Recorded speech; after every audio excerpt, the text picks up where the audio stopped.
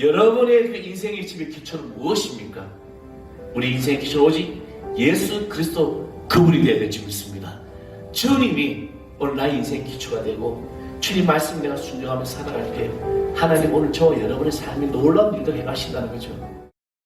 자, 오늘 우리에게 주시는 하나님의 말씀 마태복음 7장 21절에서 29절까지 말씀입니다.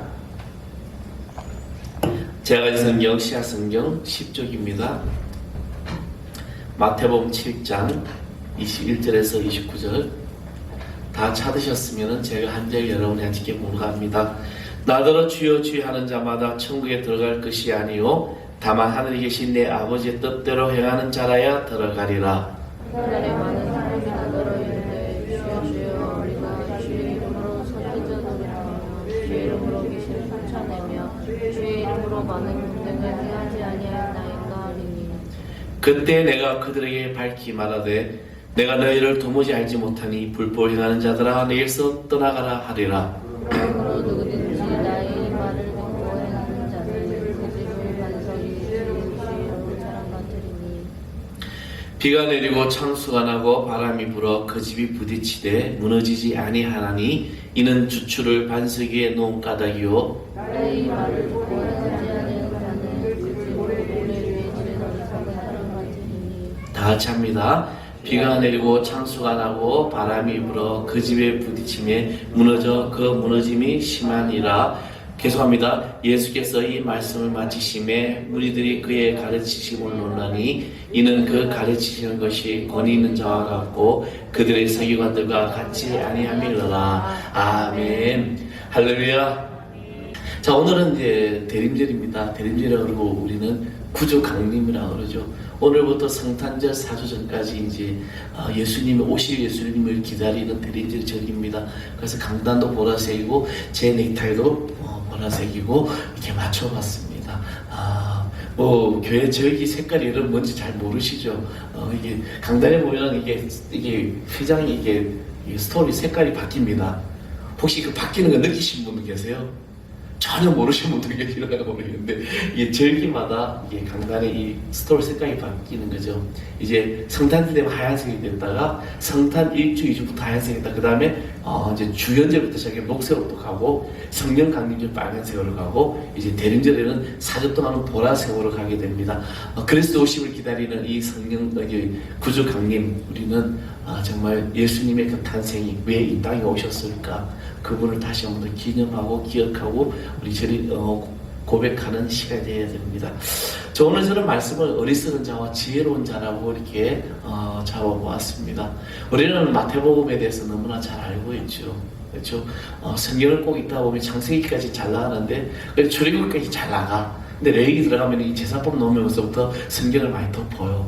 근데 우리는 마태복음 잘 읽습니다. 낳고. 어떤 분이 성경을 읽으라니까 마태복음부터 읽었는가 봐요. 그래서 저보고 목사님 왜 낳고 옵니까? 나오냐고. 마태복음이 그렇게 시작해요. 예수 그리스도의 탄생은 이러함이라 시작해서 낳고 그렇죠? 근데 우리는 이 마태복음 복음서와 공간 복음서가 또 그다음 사도행전 여러 가지 신약의 복음서를 이 말씀을 들으면서 우리는 그 말씀 안에서 여러분의 삶에 지혜가 넘쳐날 줄 믿습니다. 헤르만 헤세라는 세계적으로 유명한 소설가가 있었습니다. 이 사람이 책 중에 데미안이라는 소설의 어떤 유명한 한 구절이 있는데 그 구절은 이렇게 됩니다. 새는 알을 까고 나온다. 새로운 세계를 창조하려고 하는 사람은 다른 한 세계를 파괴하지 않으면 안 된다. 참 유명한 말이죠. 우리는 새로운 세계를 바라고 사는 사람들입니다. 그래서 우리는 그 새로운 세계가 어디냐? 천국입니다. 우리가 바라보는 새로운 세계는 천국의 소망을 두고 살아가는 거죠. 여러분 이 땅에 우리가 사는 것이 다가 아니라는 겁니다. 인생은 나은의 길 어디서 왔다가 어디로 가느냐. 저는 이 노래 볼 때마다 진짜 아멘 할 뻔해요. 너무 은혜스러워. 정말 거기에 우리의 메시지가 다 있는 거죠. 인생이 나가는 같은 인생을 내가 어떻게 살아가느냐. 어디서 왔는지 어디로 갔는지 우리가 알 수가 없다. 우리는 알 수 있는 거죠. 새로운 세계를 창조하려고 하는 사람은 다른 세계를 파괴해야 합니다. 다른 한 세계로 하는 알을 깨지 않고서는 새가 될 수가 없다는 것이죠. 그래서 새로운 세계는 우리는 새로운 세계에서 날기 위해서는 이 알을 깨고 나와야 되는 거죠. 하나님의 끈을 붙잡으려 가는 사람은 반드시 그가 잡고 있는 끈이 아닌 끈을 놓아야 한다는 것입니다. 그것을 놓기 전에는 절대로 우리 하나님의 끈을 붙잡을 수가 없는 겁니다. 하나님의 끈을 붙잡지 못한 사람은 평생 교회를 다녀도 천국의 열쇠를 얻을 수가 없는 겁니다.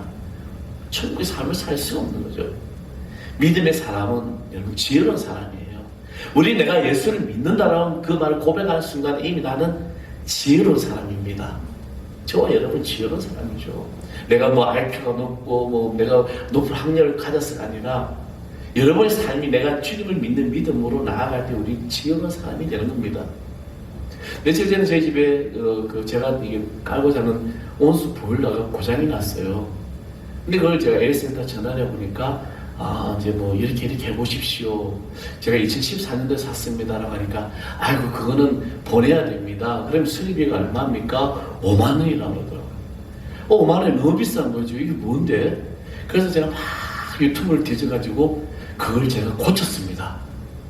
1,900원 주고 안 보내고 다 뜯어가지고 분해가지고요 다 나눠가지고.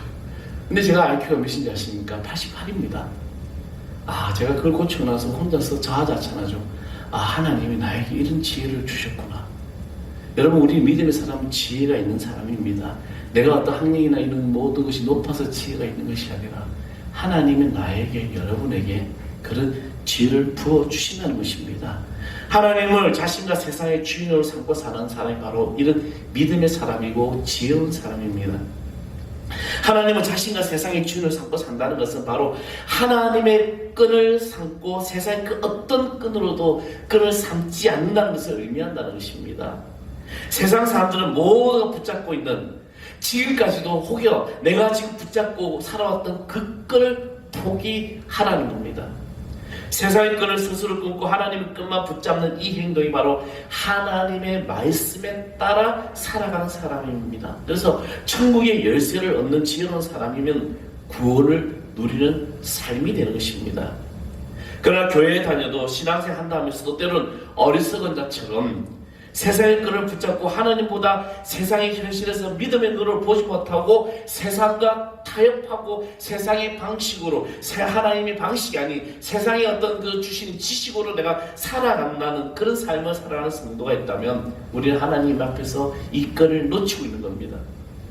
오늘 본문은 그 진리를 우리에게 깨닫게 해주고 있습니다. 이 오늘 본문의 말씀을 가지고 많은 설교가들은 지혜로운 건축자라는 제목으로 참 많은 설교를 합니다. 축복입니다. 우리는 의인입니다. 은혜입니다. 지혜로운 건축자입니다. 그래서 우리는 은총을 받고 살아가고 있습니다라고 이렇게 말을 합니다.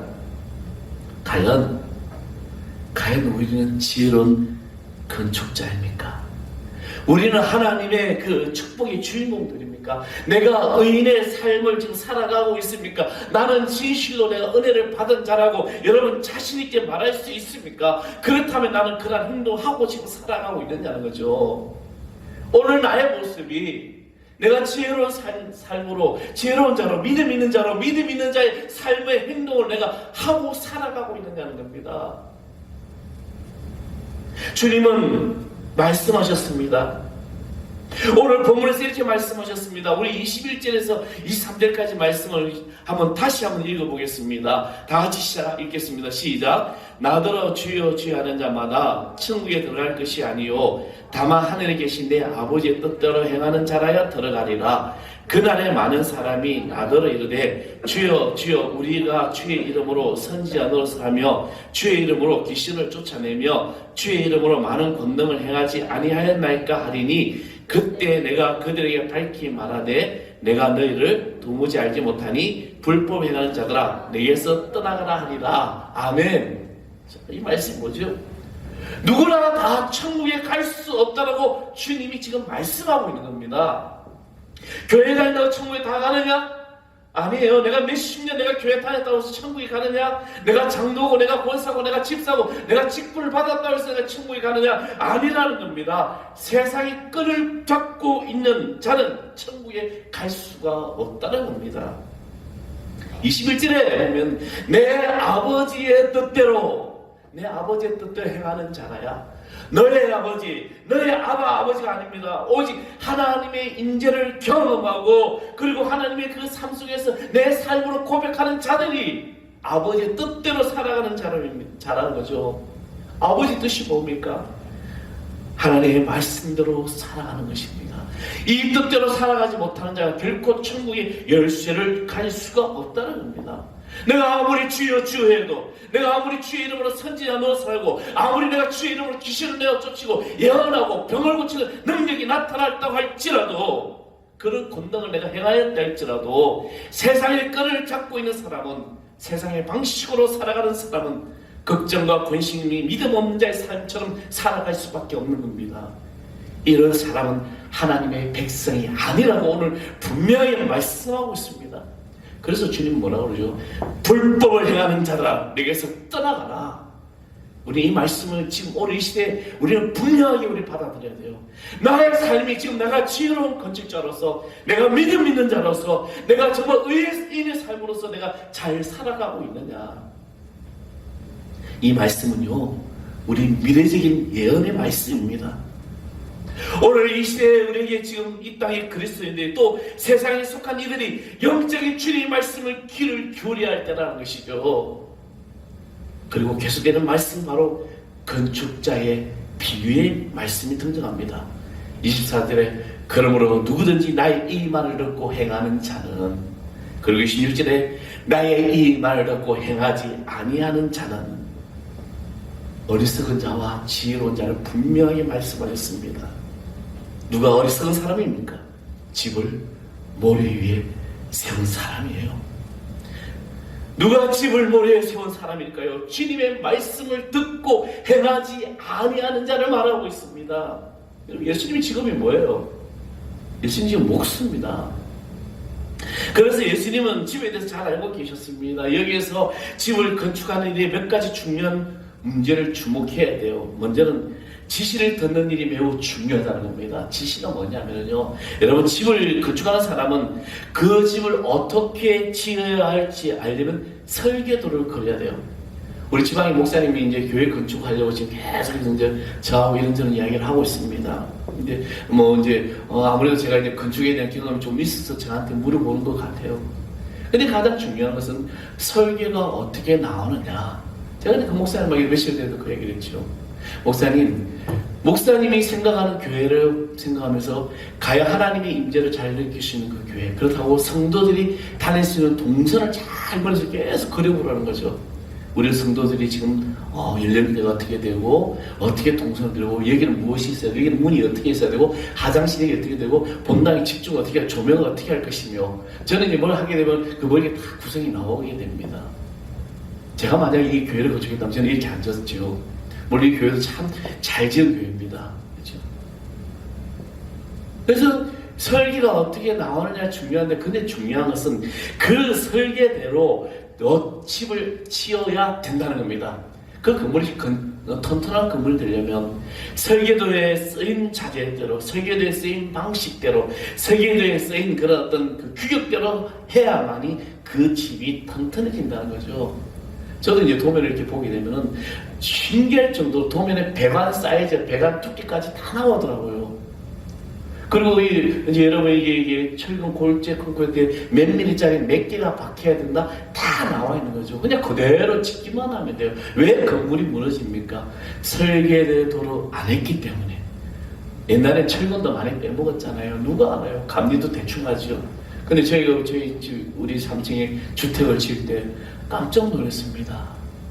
사람 안전 요원이 와서 검사 다 하죠. 보험 들어가 확인하죠. 그리고 감리하시는 설계사님 와가지고 계속 체크를 하는 거죠. 잘 들어갔는지. 그래야만 이 건물이 튼튼해진다는 겁니다. 그래서 지시를 듣는 일이 매우 중요하다는 것이죠. 또 기초를 선택하는 것도 매우 중요하다는 겁니다. 우리 하늘사랑교회는요, 이 한라 비발디가 세워지기 전에 세워진 교회입니다. 근데 여러분, 이 동네 이름이 무엇인지 알죠? 통색골이라고 그럽니다. 통색골. 이제 통색골에 이제 물이 이제 계속 나는데, 근데 이제 이 한라 비발디도 저 아파트의 기초가, 죄송합니다, 한라 비발디 얘기 많이 해서, 엄청나게 이게 기초를 튼튼하다고 이게 콘크리트 파일을 많이 박아놨어요. 근데 여기 우리 교회도 이 건물에 파일을 굉장히 많이 박아요. 그만큼 튼튼하게. 파일이 뭐냐면 정신줄 같은 걸 막 박아가지고 땅에 집안 흔들림을 방지하기 위해서 세우는 거더라고요. 근데 여기 원룸들이 많이 보면은 파일 안 박는 데가 많아요. 이 건축하시는 분이 땅을 파보니까 물이 엄청 거의 물이 많은 동네입니다. 수맥이 많이 흘러가고 있죠.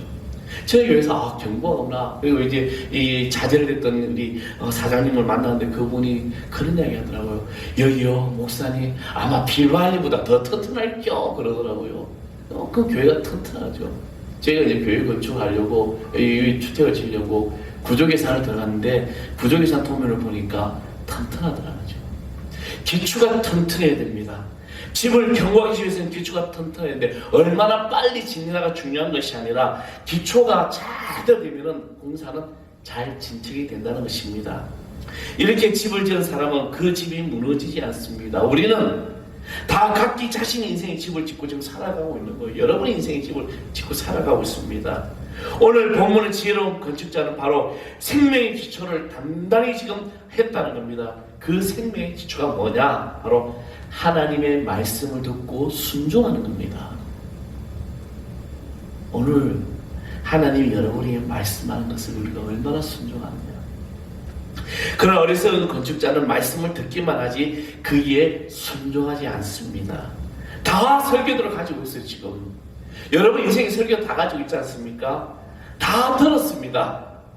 어리석은 건축자는 귀로는 듣는데 교회에 속해 있으면서 기독교적인 영향을 받고 있지만 그런데 위험에 처하고 있는 거죠.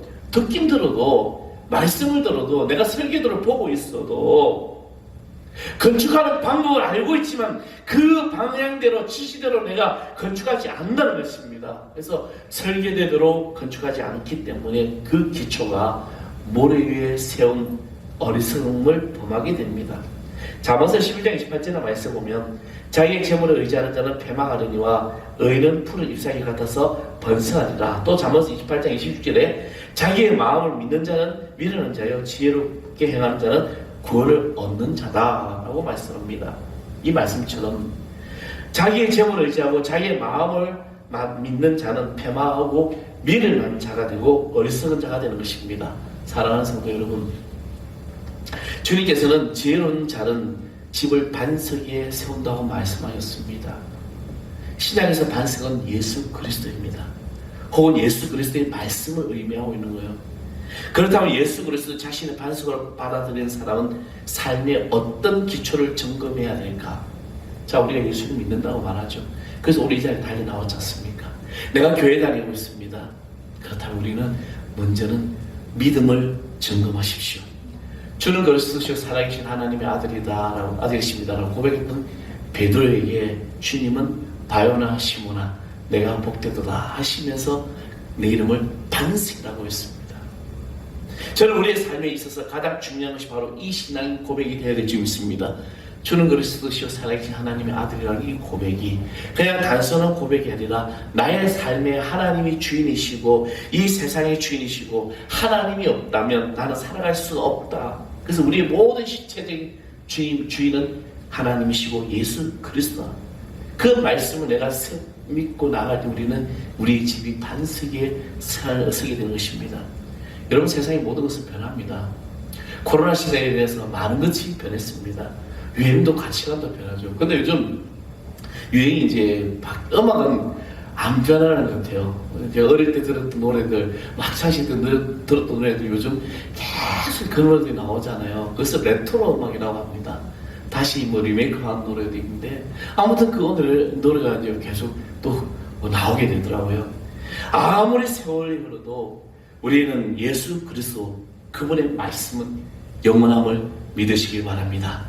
주님의 사랑 안에서 자신을 발견하고 주님 앞에서 나의 신을 계속 유지해 나가는 것이 바로 주님의 자녀다운 일이라는 것입니다. 그러므로 나의 믿음의 일상을 늘 점검해야 돼요. 내가 하루하루를 살아가면서 내가 아침에 눈을 떠서 살아가는 모든 것들이 우리 일상의 점검이 필요하다는 겁니다. 내가 지금 말씀대로 살아가고 있는가?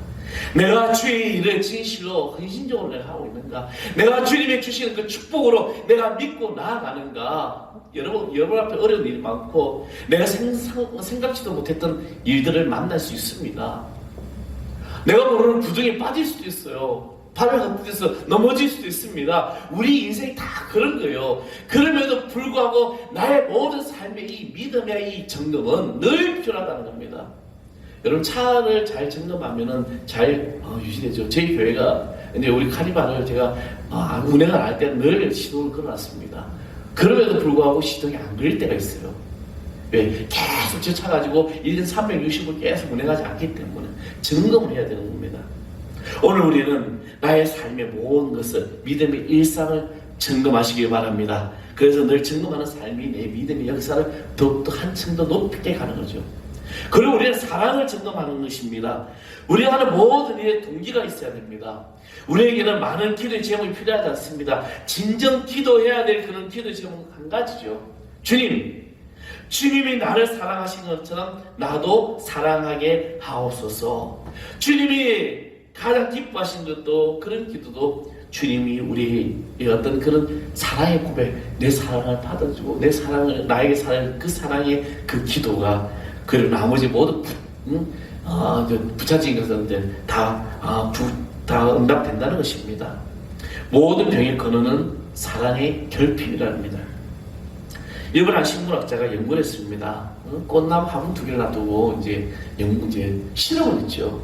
한 화분은 계속해서 내가 너를 사랑한다, 내가 너를 사랑한다, 너는 가장 축복받은 이제 식물이다, 뭐 꽃이 되는 하고, 한 식물은 내가 너를 미워한다, 너는 저주받았다, 너는 밉다는데 정말 놀라운 것은 늘 사랑을 고백받던 이 나무는 풍성해지고 잘 자라고 열매가 있는데 사랑을 못 받지 미움의 어떤 그런 말을 받았던 이 화초는 죽어가더라는 거죠.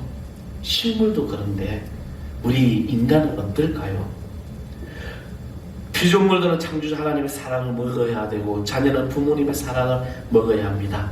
세상에는 돈이 없는 것 때문에 탄식하는 사람 많지만 내가 사랑이 부족하다고 탄식하는 사람 많지 않다는 거죠.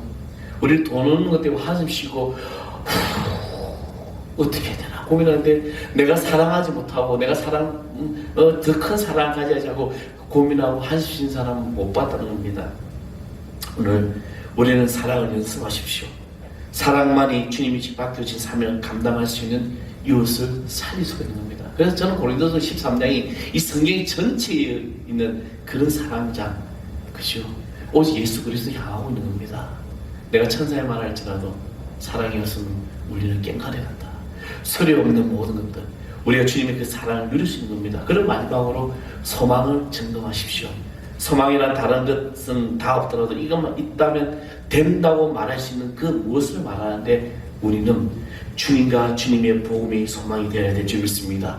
다른 것이 다 잃어버려도 이 소망의 기초만 튼튼히 하면 충분하다는 거죠. 왜? 다시 살릴 수 있기 때문에. 복문은 어리석은 자가 아니라 주님이 기뻐하시는 지혜로운 자의 반열을 동참하십시오. 변함없이 영원하신 주님과 주님의 진리를 반석을 삼아서 그 위에 인생과 신앙을 기초를 건축하는 지혜로운 건축자가 되십시오. 사랑하는 성도 여러분, 저는 며칠 전 어느 교회 부흥의 영상을 보았습니다. 그 부흥의 제목에 찬양팀들이 다 티를 입고 목사님도 그 티를 입고 나왔어요. 근데 그 티에 있는 글이 참 의미가 있더라고요. 다시 한 걸음. 지금 코로나라 힘듭니다. 여러분, 이때 우리는 무엇을 지금 한 걸음 내일 비춰야 될까요? 오늘부터 여러분, 우리는 다시 기초를 쌓으십시오. 내가 몇 년을 믿고 몇십 년을 믿고 중요하지 않아요. 내가 주님 은혜 안에서 지혜로운 자로서 다시 나가는 겁니다. 교회를 얼마나 다녔냐? 내가 얼마나 큰 교회를 다녔냐? 내가 얼마나 좋은 교회를 다녔냐? 이것이 중요한 것이 아닙니다. 나의 이 말을 듣고 행하는 자는 그 집을 반석에 지을 사람과 같다라고 말씀했습니다. 집은 기초가 중요해요. 여러분의 그 인생의 집의 기초는 무엇입니까? 우리 인생의 기초는 오직 예수 그리스도 그분이 되어야 될 줄 믿습니다. 주님이 오늘 나의 인생의 기초가 되고 주님 말씀 내가 순종하며 살아갈 때 하나님 오늘 저와 여러분의 삶에 놀라운 일들 해가신다는 거죠. 이제 11월의 마지막 주를 열면서 어제 대림절 우리 강렬하게 기도를 시작하는 여러분, 내 삶에 오직 주님이 나의 주인 되심을 고백하십시오. 그리고 이 땅에 오신 예수 그리스도가 나의 모든 것을 이끌어 주심을 믿으십시오. 그리고 그분을 사랑하시고 그분에게 소망을 두고 살아가십시오. 아무리 세상에서 어렵고 힘든 일을 만난다고 할지라도 우리 능히 이길 수 있는 영적 에너지가 나오는 겁니다. 내가 아무리 주여 주여 주여 할지라도 주님은 이 불법을 행하는 자들이라고 분명히 말씀했습니다. 세상의 끈을 붙잡고 있는 자들은 도무지 천국에 들어갈 수 없기 때문에 저는 오늘 이 힘을 사랑하십니다. 여러분 다 천국 백성이 되고 지혜로운 자가 되기를 소망합니다. 하나님이 저와 여러분을 축복하십니다. 그 귀한 은혜가 우리 삶에 있기를 소망합니다. 우리 찬양하겠습니다. 이 땅에 오신 예수, 이 찬양 하나님 본체 그분을 우리 닮아가는 하겠습니다. 우리 샤이트 나오시기 바랍니다. 이 땅에 오신